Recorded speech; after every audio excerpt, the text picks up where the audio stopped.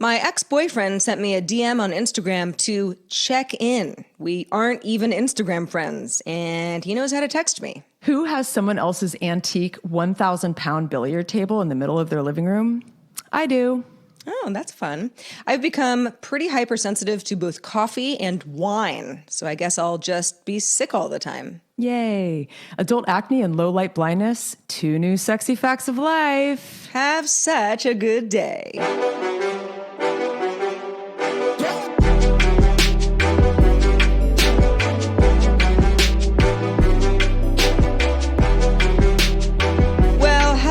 Everybody, and welcome to Have Such a Good Day. No, your ears are not deceiving you. We are back. Woo woo! Yes, we are, and we are so happy to be here. We hope you are too. Yeah, we love doing Have Such a Good Day, and Heather and I'm Sarah, by the way, haven't talked to y'all in a while. But we missed you and we missed us. And if you're new to the show or you're catching up for the first time in a while, this is the show that helps you have the best day possible. Get through life, man, because it's harder than ever, God damn it. I mean, especially 2020, my God. I mean, we thought we were having a rough time before 2020 hit. But, general absurdity of adult life is really, like Sarah and I like to rap about that because we find there's a lot of humor in it. I mean, you kind of have to have humor. Yeah. If you don't, then, you die and you wither. And so we're here to help make your days a little more fun and funny. And Yeah, we bring a lot of personal stories, but I think a lot of it is stuff that we at least think is relatable. And you tell us if we're wrong. But we want you to have a good day because sometimes it's really hard to, and we're all in this together, and maybe we'll all learn a little bit in the process. Oh, definitely. I learned so much from our conversations, Sarah. Thank you. Good and bad. Thank you also for teaching me about life, Heather. Really appreciate it. Hey, you know what? Before we kind of get into the show, we just wanted to mention that, well, first of all, if you're listening, you're not watching because we don't actually have a video version of the show at this time. We decided to streamline. Both of us had gotten very busy. The show became difficult because we were in remote areas. Well, we actually are in remote areas, but we're remote from each other. And we didn't want to disappoint people by not following through on being able to crank out stuff, but it had become difficult production-wise for us. So we're back with an audio-only version of the show for now, and we've kind of simplified some things, right, Hev?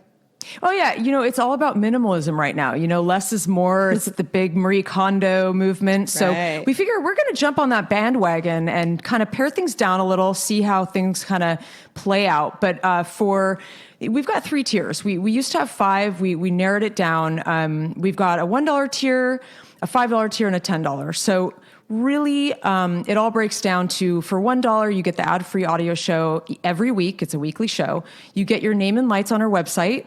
For $5, you get access to our Discord, Sarah. I know how much you enjoy chatting with everybody in our indoor pants, as we say. Yeah. Hey, man, Discord is great. And the more folks that are in there, the more fun it is. So hopefully that's a good incentive to join the crew. Definitely. And then for 10, we're going to do an experiment. We know that the video stuff was fun. It's nice to see people. So we're going to add some cool extras. We're going to kind of just surprise you. We're not going to say what it is exactly, but we might send you some photos from our weekend, some videos, even voice memos I think are really cool. I've been recording some just for my own self. And so it could be anything. It could be a newsletter. What else could it be, Sarah? Well, and what's nice? Well, geez, I mean, let's promise the world, why don't we? Yeah, but I think I've been inspired by what's going on in the world and how people have gotten really creative by not being able to be, together, right? What is it? Together alone or alone together or whatever that saying is that you see all the time. And there are some pretty cool forms of expression that I think we can bring to the table on the show as well, so that we're giving you extras. So those are our tiers. And by the way, ad-free audio show, you might say, ads? You didn't even have ads before. Well, what we're going to also experiment with is an ad version of the free show. So if you want to listen for free, all good. you might hear ads in the show. And that is a company that we're working with called Acast. And it's a company that I work with on some other shows with different measures of success. I mean, it's show by show. We don't know how that's going to go. So that's one of our new experiments as well. But if you're listening for free, great. We'd love to have you. And we don't want to pressure you to become a patron. If for some reason you can or don't want to, you have another option, and that might be ad supported. Yeah, it's awesome. And also, don't forget, we've been a little quiet on our social media, but that's going to be ramping up. We've got Have Such a Good Day on Instagram and Facebook. So check those things out in the coming weeks, and we'll be posting some visual treasures. Very good. Very good. So Sarah, how's life been? I mean, man. Normally we do these top of the show anecdotes where we're like, oh, we just saw each other like 6 days ago, so we talk about what's happening since last week, or letting you all know what's been happening with us. So which is usually a lot, but it's even more now. Yeah. So it's been more like 7 months. And, like I mentioned, we kind of put pause on the show because we were like, hey, this is, maybe, we're getting a little, too deep into some stuff that we are having a hard time finishing. Particularly for me, I mean, I moved from LA back in late October of 2019, kind of got all settled here, and am also doing some property management stuff that has nothing to do with anything media related on the side, which requires quite a bit of footwork at times, like literal footwork. But it's something that I became slightly overwhelmed by that. So anyway, Heather can talk about how her life was extremely busy too around that time, but we took a pause. So that was that. 2020 kind of starts off, and here I am sitting in the redwoods, and it's raining a lot, and I'm grumbling about all the potholes and mud, and and then all of a sudden it was like, oh, actually, guess what? You don't have anything to complain about anymore, because now you can't go anywhere because we have a worldwide pandemic going on. And what's funny is that the last thing, and a lot of you know him, the last thing I remember doing with anybody, in a group was Kevin Rose, friend of Heather and I, former coworker. He had a birthday party, and it was somewhat near me, and so I went, and because he doesn't live near me otherwise, so it was just like it worked out nicely. And it was like a big birthday party. There were a lot of people there. Like it was almost like a wedding reception kind of thing, where I'm like, Jesus, you got a lot of friends. But it was very nice. This is like end of Feb, and about a week later, it started to become like oh yeah, we're gonna have to not be leaving the house all that often anymore. And I remember kind of like thinking like, wow, it was only really like a week ago or a couple weeks ago that I was sitting at this like huge banquet table with like 75 people. And I wonder, not that I'm like accusing anybody of getting anyone sick, but it was so like, we were so young then, life has changed so much. And it kind of went from, okay, you go over to like a friend's house and you give them a hug, and then you go like, oh, I'm sorry. I'm sorry. Yeah, it's like a muscle memory thing. You can't help yourself. Or somebody came to my house and I hadn't met them before, and she shook my hand.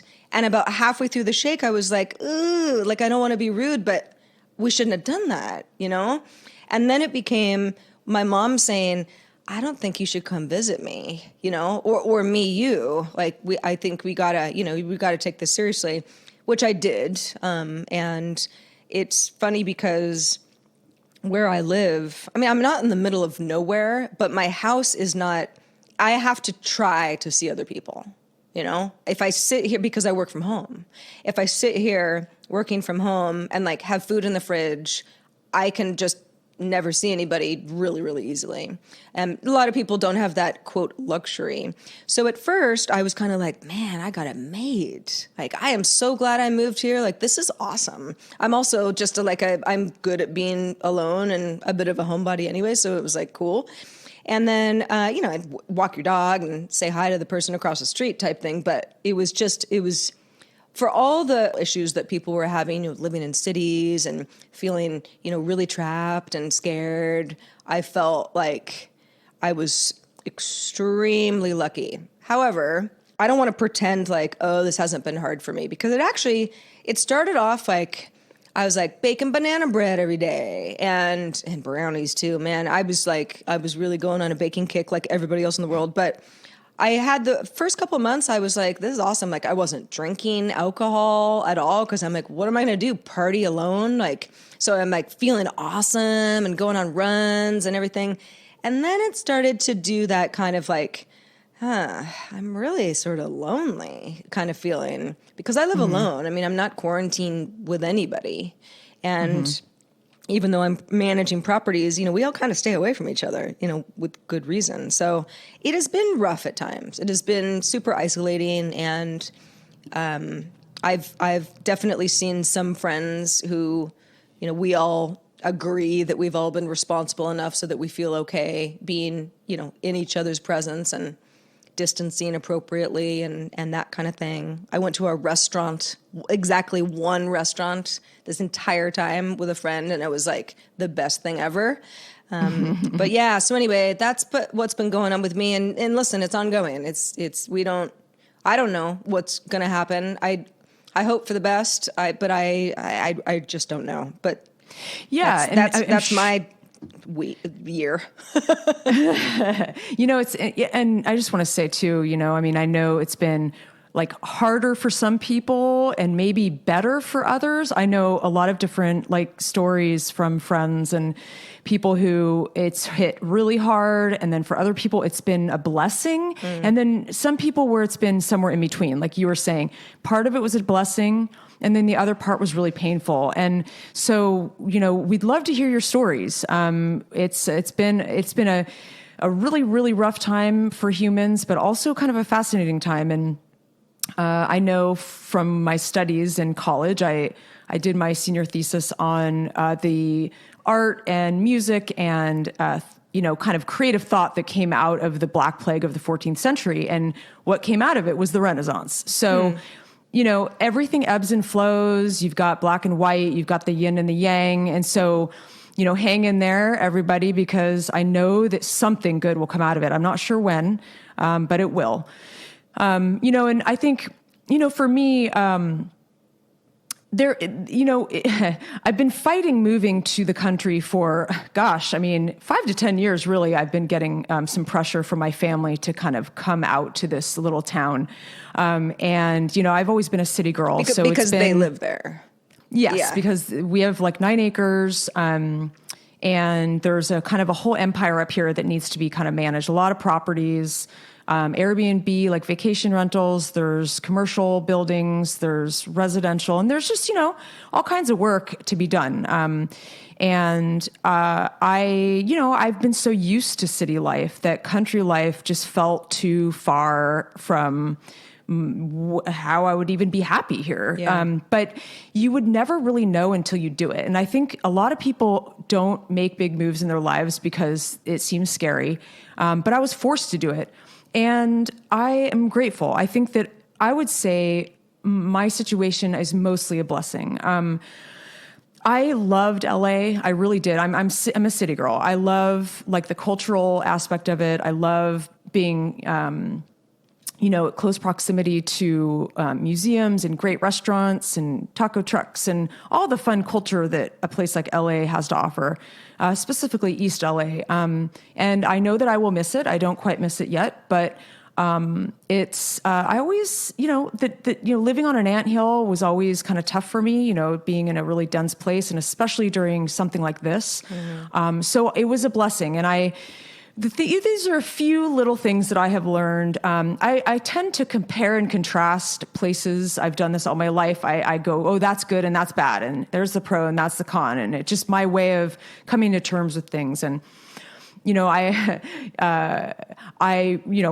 couple things that I would say are really stand out for me is, I really don't like spiders. And I know Sarah and I talk about this all the time. I've never, spiders and mildew and country sort of dirt and that kind of thing. I think I'm not used to it because I stopped camping years ago. I'm a city girl, so I'm getting used to that.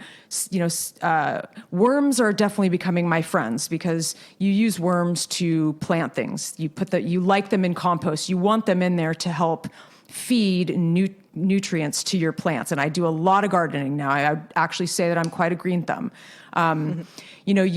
There's good and bad with that. I love watching my babies grow, but there's a lot of physical work, and there's a lot of perpetual weeding. You have dirty fingernails all the time. But you know what? Doing your nails is tedious, so I don't care.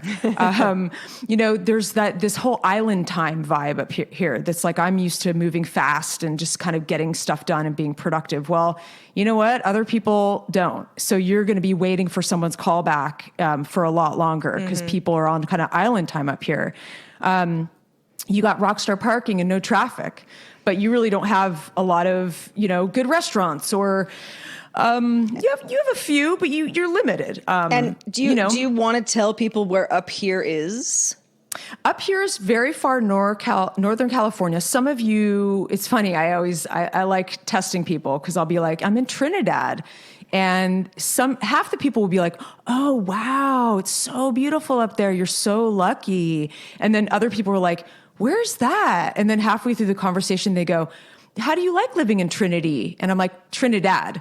Everyone calls it Trinity. It's not Trinity, it's Trinidad. Or they think it's, you're in the Caribbean or something. Oh, totally. I mean, that's the first thing they think. But, more and more people know about it. I've met a lot of New Yorkers that have moved out here, which I find fascinating because I'm like, how did you know about this? But it's with everything, you have to take the good with the bad. And, I'm not going to be shopping at Bloomingdale's, but I am going to get really fresh air and like the best food on the planet. I mean, I think some of the best food on the planet.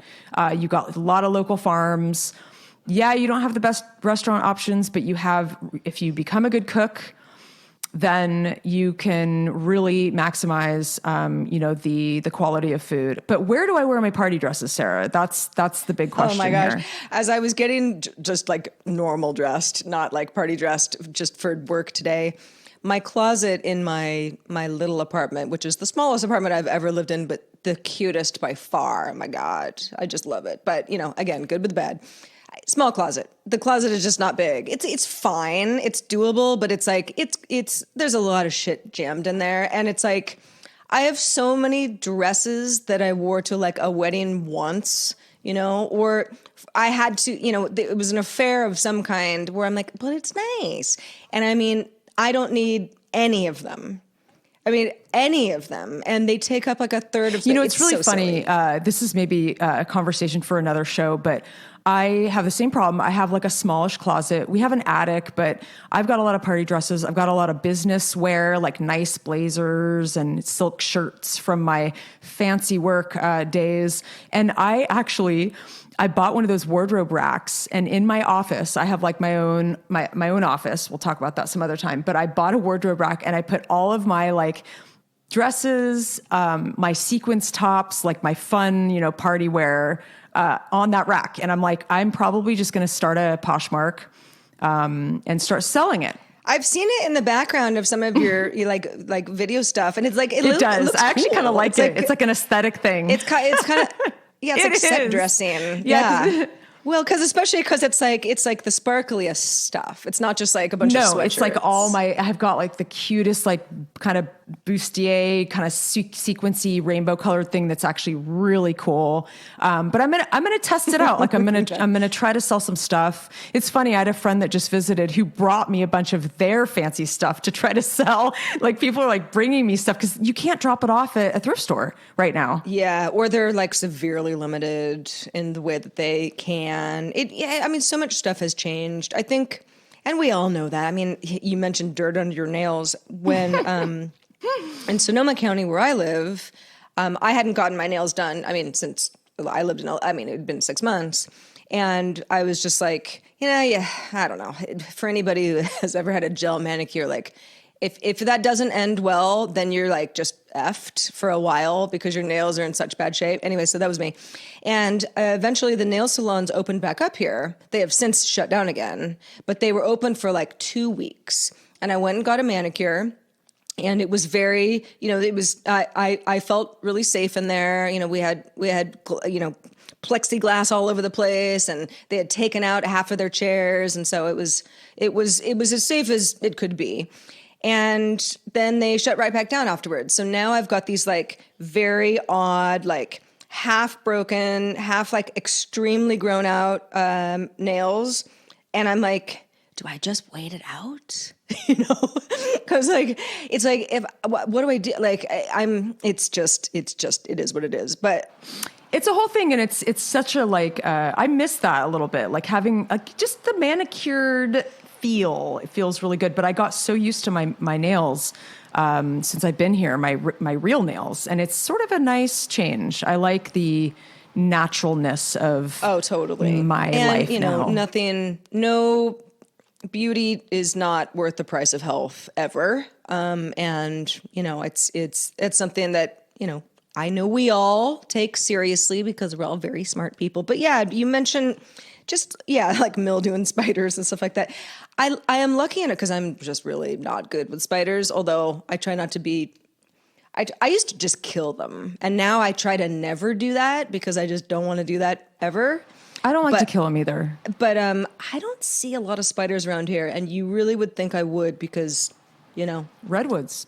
Yeah, I mean, I see ticks, and that's gross. Yeah, but, you know what I saw the first time, it was like the first month when we were in quarantine, and in front of or under my doormat, there were, I'm not joking, there were like the tiniest little snakes you've ever seen. I'm talking like not even, I would say like the length of 2 worms, but they were really cute. They were like not scary, and there were 2 of them, and they were entwined. I know, and they were entwined, like hugging each other under the mat. And I was like, "Oh my god, I love you guys!" And they were there for like 2 months. I kept checking up on them, and so there's aspects of like the little critters and stuff that some spiders eat other spiders. Like I like the daddy longlegs. I let them kind of hang out in the shower because they kill other spiders, and the ones I don't like are the like thick, like shiny ones that are like have the like really like bony like claws, and those scare me. I mean, in general, I'm just anti-spider, but that's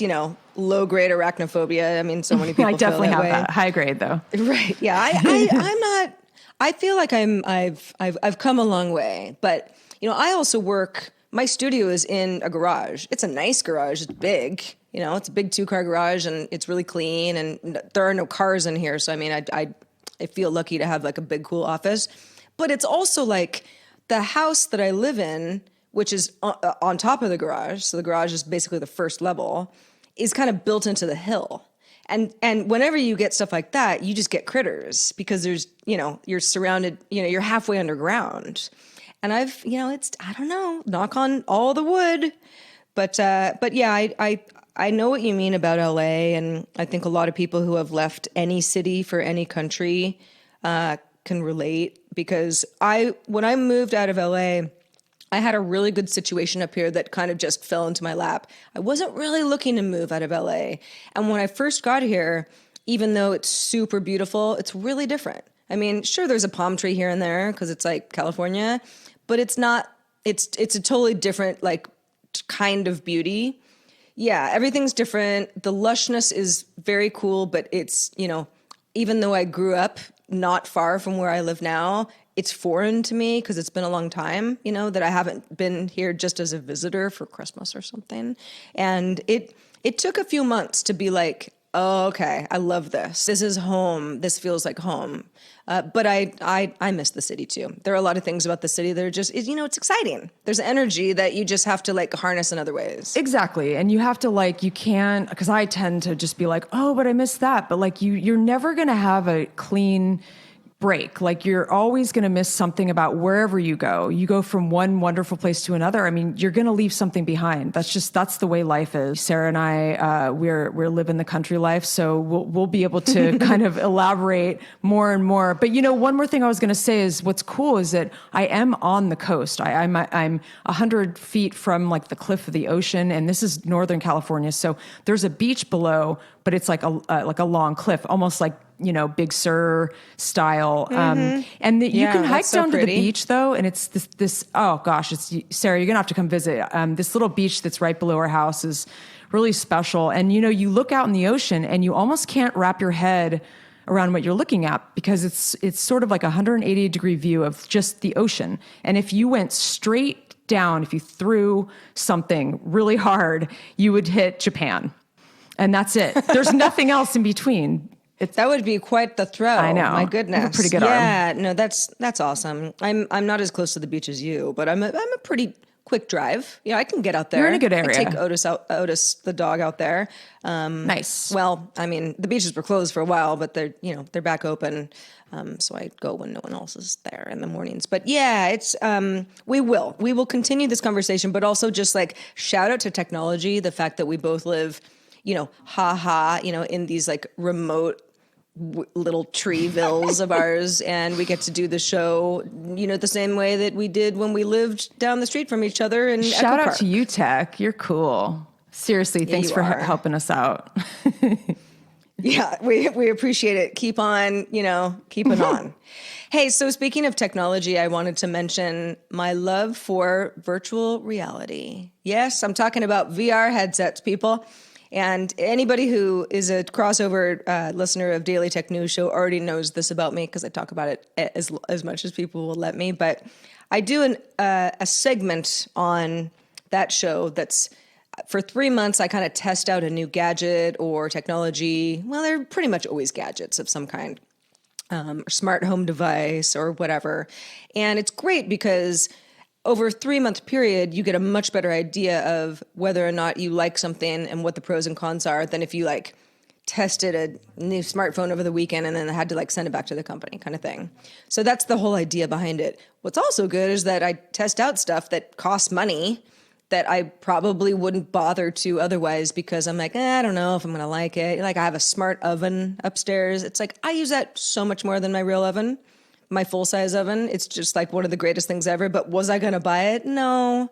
But we figured that's... Anyway, getting into the weeds. But the Oculus Quest, which is one of the more popular, in fact, it's the best-selling, and kind of the consumer model for VR headsets currently.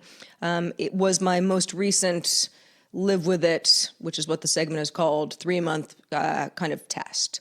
And so, I have always been someone who's like, I don't care about virtual reality. I mean, I am a tech person. I talk about it a lot. I know the businesses that are, in the space. I understand the technology, all of that stuff. But I didn't really have a lot of experience with it at all. And I was sort of like, I'm not a gamer. I just don't really care. Like, let me know when Tetris comes to VR or something, And so that was like one of the reasons that my team and I on the show were like, this actually would be a good one, because I'm like forced to live with it and see if I like it. It was like the best thing that ever happened to me. And there are a couple of reasons why. The first reason is that when I understand like it's like 360 degree stuff and you can watch content that's like VR capable and, there's games and there is all of that. But there's a whole fitness aspect to this where like you can basically put on this headset, and when it's on, I mean, you blocked out the entire world. You're looking at something completely different and it's all, fantastical. And, you're standing on top of the Great Wall of China, like doing stretches or whatever. And there are a variety of programs, there are apps basically that you download and that are, kind of your VR apps within the Oculus ecosystem. And, again, there are other kinds of VR headsets, but this is just the only one that I've tried that I actually really like. And so there's one program in particular, it's called Supernatural. It's not free, although there's a free trial, but it's like it's a subscription service. I mean, you're paying like almost $200 a year, and you think like, that's crazy. But if you are working from home and kind of staying home a lot, and you can't go to like aerobics class or whatever it is that you want to do, it's such a cheap alternative. I mean, even if you don't have to stay home, it's such a cheap alternative. And like I said, I work in a garage, so the whole thing is not my production studio. I have like quite a bit of room for like exercising. So I've been doing a lot of that. What is it that you're doing exactly? The exercise? Is it like aerobics? So well, it's very, it's not really Is it aerobics. Like HIIT? Like, that HIIT thing? No. I mean, it's straight up cardio, but so this particular, so if anyone's ever heard of Beat Saber, which is a very popular game for Oculus, it's sort of like, cause you're holding these two, like controllers with both hands, and Beat Saber is this thing where you're like, it's almost like, well, it's not like Tetris. It's like objects are flying at you and you're smashing them as they go by, and it's like set to music. And so there's a rhythm, and super popular game. So and it's fun. This particular app is, and again, there are others. There's like boxing games and lots of different kinds of fitness stuff. This one is sort of Beat Saber-esque, where you're holding, they look like lightsabers when you're, in the game. You're just holding controllers in the real world. And it's like, there's a lot of, you're smashing objects as they go by, but they have a really good music license library. And so it's like you're listening to like cool stuff where you're like, oh, I like these songs. Like, this is like super fun. And they'll tell you like, oh, you got 30 minutes or whatever. And there's like high intensity, low intensity. And there's a lot of like squatting, because you're like squatting under triangles that are flying at you, or you have to like lunge to the side, because you're going to get points. Like, it's points based. I mean, you could just stand there and not do anything, and nothing bad would happen to you. But, you're trying to get like cool points and feel good about yourself. And it's a combination of precision, like, oh, did I get the black? They sort of look like little kettle balls that come at you. God, I want to swipe in the right way. I want to be a fly on the wall in your garage and watch you do this. I bet you look very silly.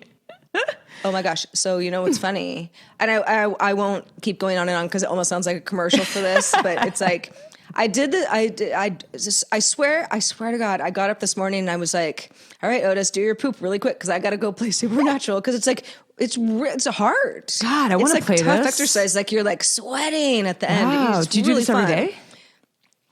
No, but I mean, I'm definitely averaging about 3 times a week. Wow. Are you getting in good shape? Like, do you feel like you're getting in better shape?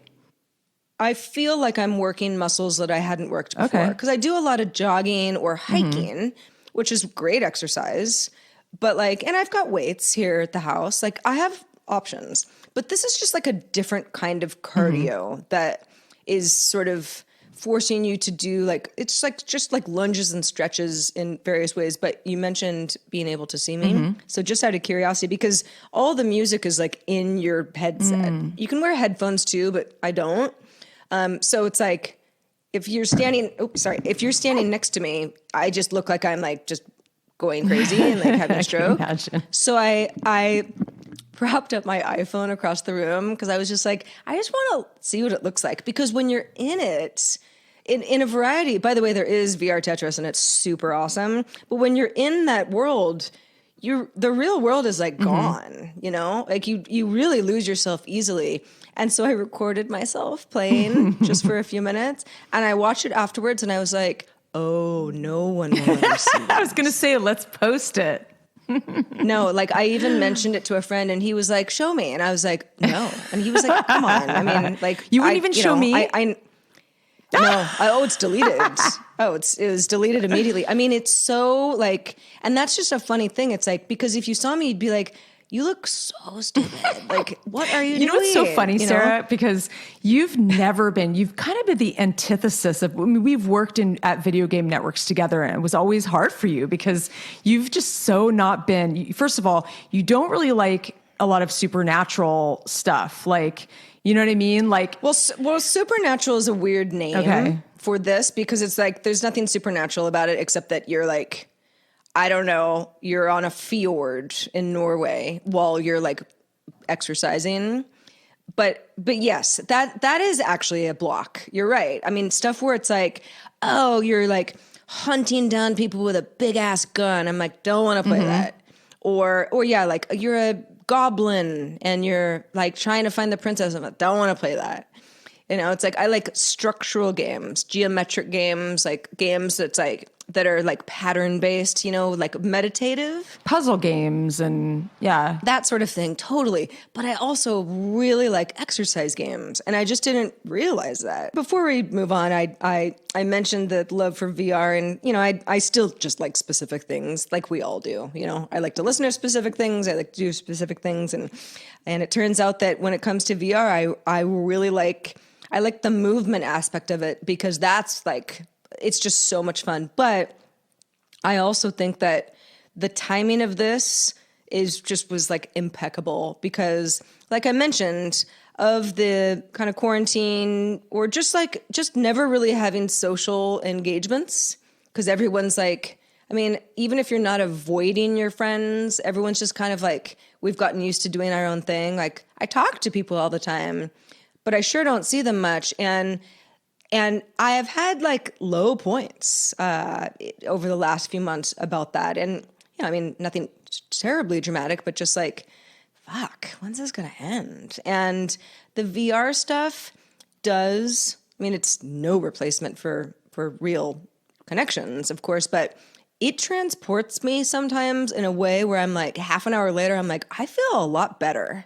I feel like I got to go somewhere, and yeah, it's been psychologically pretty helpful for me. God, it's like Black Mirror. It is kind of like Black Mirror.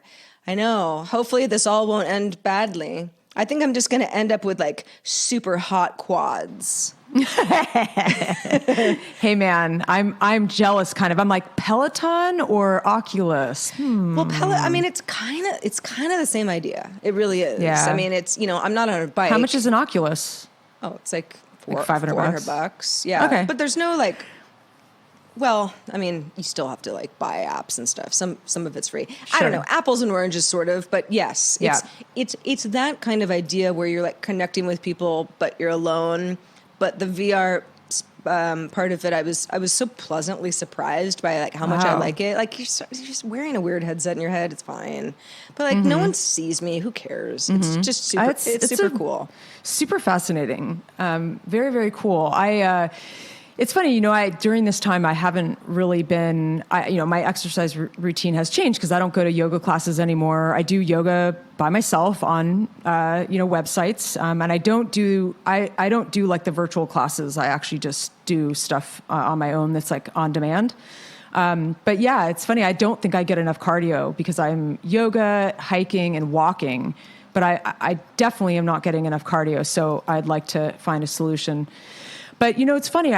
I haven't been needing or kind of desperate to like do production work. You know, I'm kind of doing some switching gears into doing some other stuff, but, working on a business plan for a small business and doing a lot of landscaping and some other things that are very creative. And, you know, we'll see how everything shakes out. But I did, got a gig that I just kind of came back from this last weekend.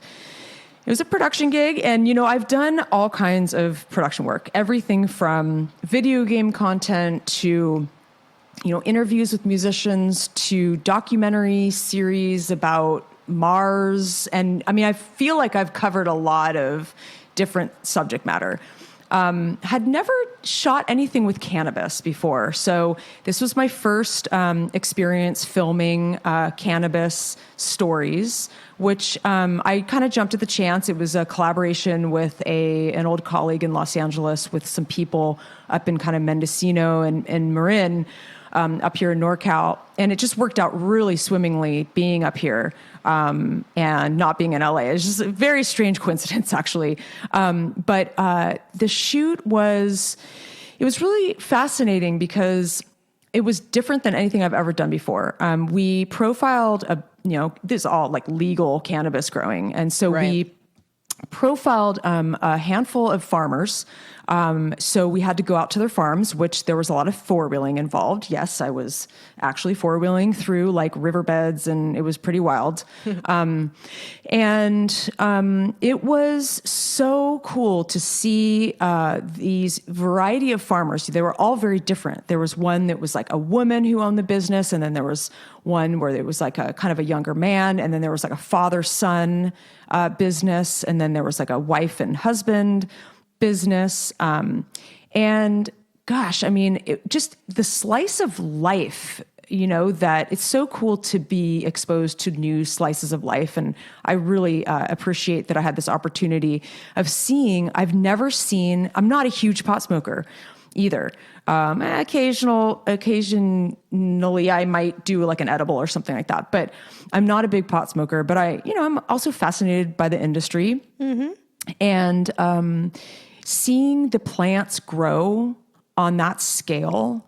I've seen cannabis in like a pot before, like a small plant, but seeing them in greenhouses, like massive amounts of plants in the different stages of their growth, plus being kind of a new kind of farmer, kind of gardener person that I have become in the quarantine, it's just such a unique opportunity. And I cannot express how cannabis plants they look like something that would grow on another planet. I mean, they are so wild looking, and some of them are so emerald green that literally there's no other green in anywhere that I've seen that's that green, because it has this blue, it has a hue to it that it's just like, I don't know what else is that color. I mean, yeah, it's like something that would be under the sea. Yeah, exactly. Totally. Like, yeah, it would be like an algae of some kind, but very interesting kind of lifestyle these people lead. These farms are, they can be pretty kind of like dirty and dusty and kind of, different than a flower farm or a vegetable farm, and I've worked on vegetable farms. It is definitely a kind of a wild experience. So I'm putting together this piece right now. It's a bit of a documentary style on these farmers. I think it probably isn't going to be my last, but this is the greatness about being a producer is you can work in so many different things and you can still be a producer, but you're learning so many new things about something totally different. So that's, I would love to show you some pictures I took some wonderful shots of these farms and the farmers and everything. Maybe I'll share them. We'll see. Yeah, totally. I wonder if it was my neighbor's farm. My next door neighbor actually could have been. When I first met him, he was like, "Oh yeah, I have a farm up in Mendocino County," and I was like, "Oh, what do you grow?" And he goes, "Cannabis." Like what a dumb question, Sarah. And I was like, "Cool, I want to go up there sometime and like check it out." And he was like, "Yeah, I mean, it's not like a visitor center."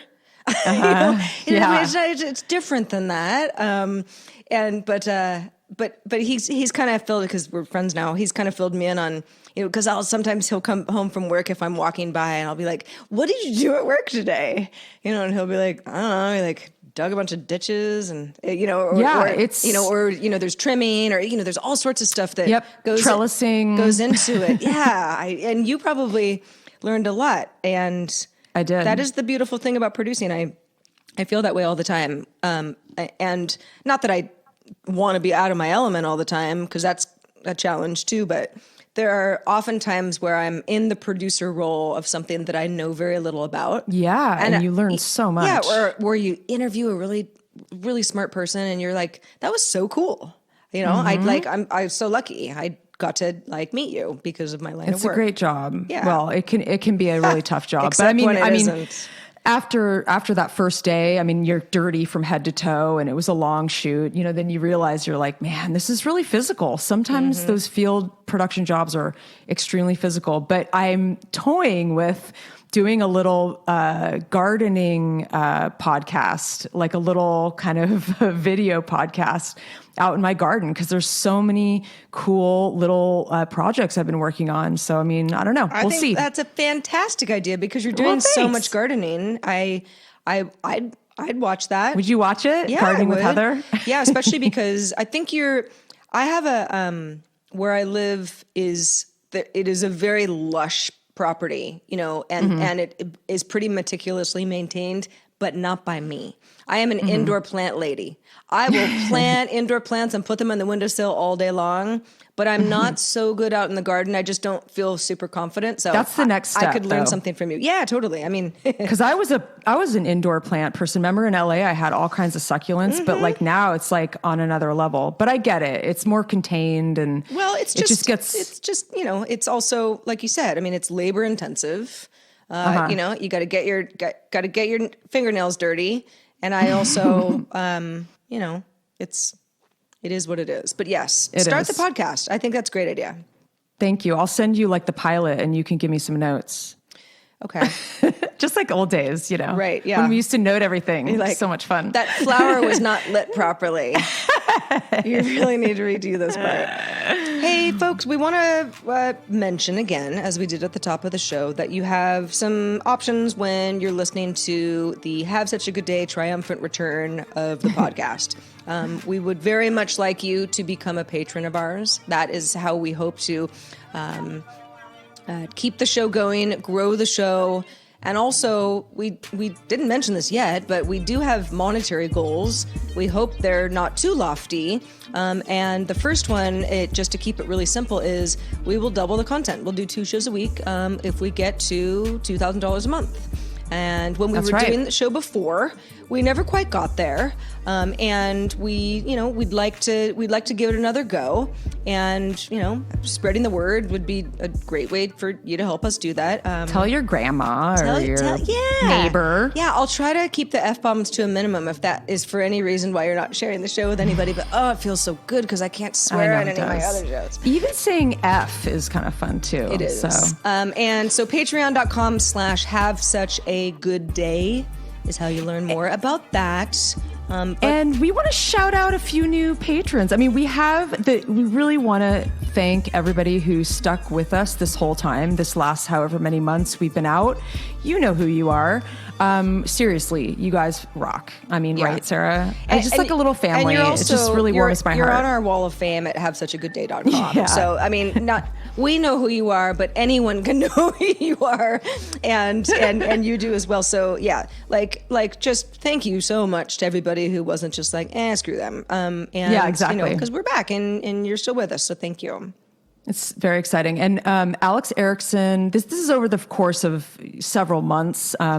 Thank you for joining us. Alex Lasnik, Paul Dundo Breadbox, which is an interesting name. Mm-hmm. I'd like to know the origin of that. Daniel White, and welcome back Buchanan. He was with us and he's back. Yay. So thank you guys. Yeah, it's so nice to, welcome. I mean, talk about some cool folks, Seriously. Joining us on our hiatus, which should tell you something about our content, but we'll just leave it at that. No, just kidding. Thanks to everybody. We have so much to talk about. We do.